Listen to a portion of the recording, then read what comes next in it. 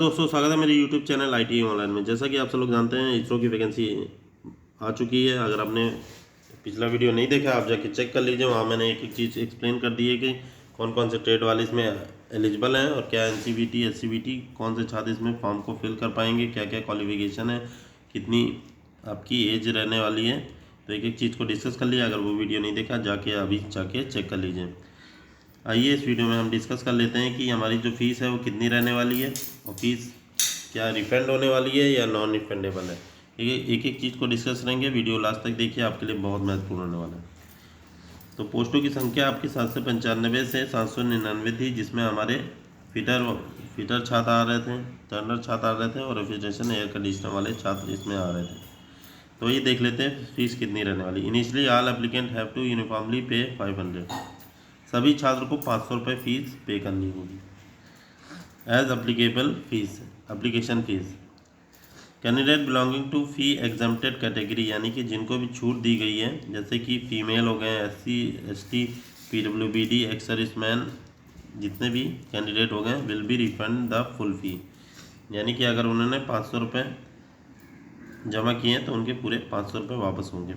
अन्य यानी कि बाकी अभ्यर्थियों के 100 रुपये रखकर other candidate will refunded 400 rupees.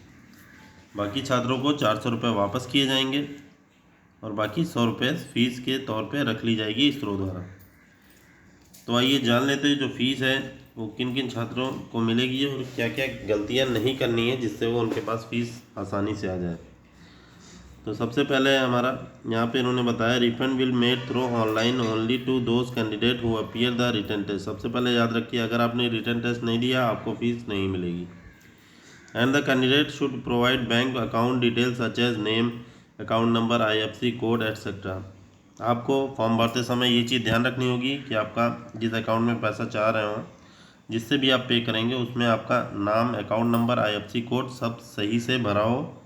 While submitting online application, जब भी आप एप्लीकेशन सबमिट कर रहे हो उससे पहले आपको ये चीज़ देख लेनी है कि अकाउंट नंबर हमारा, IFSC कोड सही है। अगर गलत होगा तो उसी गलत अकाउंट में आपका पैसा चला जाएगा।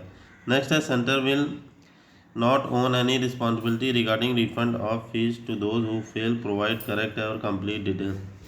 बाकी इसरो की कोई जिम्मेदारी नहीं होगी। अगर आपने गलती से भी गलत डिटेल्स वहाँ फिल कर दी तो वो रिफंड आपको नहीं मिलेगा कि ये बोल के कि मैंने गलती कर दी। तो ये चीज़ आप ध्यान में रखिएगा। बाकी नेक्स्ट इन्होंने पॉइंट में बताया candidate belonging to fee exempted category have to upload applicable certificate SC ST disability ex serviceman. यानी कि जो SC ST डिसेबिलिटी वाले कैंडिडेट हैं, फिजिकली हैंडीकैप हैं, एक्स सर्विसमैन हैं, जिनको फ़ीस के नहीं देनी है, उनको भी 500 रुपये पहले देने होंगे। इसके बाद पूरा 500 रुपये इनको रिफ़ंड कर दिया जाएगा। अब ये रिफ़ंड कब किया जाएगा? In the online recruitment portal to be fee refunded. Female candidates belonging to other category other than SC ST PWBD ex serviceman need not upload any certificate for the purpose of fee refund. बाकी जो female candidate हैं, मान लीजिए जो SC ST PWBD या ex serviceman की हैं, उनको क्या करना होगा, अपने सर्टिफिकेट ऑनलाइन अपलोड करने होंगे। बाकी जो फीमेल कैंडिडेट हैं, अदर्स में आते हैं, अनरिजर्व में आते हैं, उनको कोई भी सर्टिफिकेट अपलोड करना नहीं होगा जो फ़ी रिफ़ंड के लिए होगा। यानी कि जो फीमेल कैंडिडेट हैं, चाहे वो जनरल हो, OBC हो, SC ST हो, उनके सारे पैसे वापस आ जाएंगे। 500 रुपये जमा करेंगे तो 500 के 500 पूरे वापस आ जाएंगे। नेक्स्ट हम आ जाते हैं यहाँ पे इन्होंने बताया हुआ candidate can make payment online immediately after submitting the online application. यानी कि आपको पेमेंट ऑनलाइन पेमेंट करनी है, चालान के चक्कर में मत पड़िएगा। चालान के लिए यहाँ इन्होंने मना कर दिया। If the candidate wishes to make the payment later he or she can pay the fee up to 40।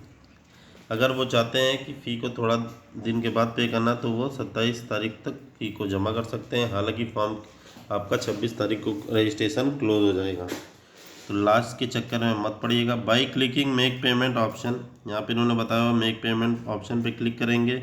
Online recruitment portal में जब ओपन हो जाएगा, no other mode of payment will be accepted.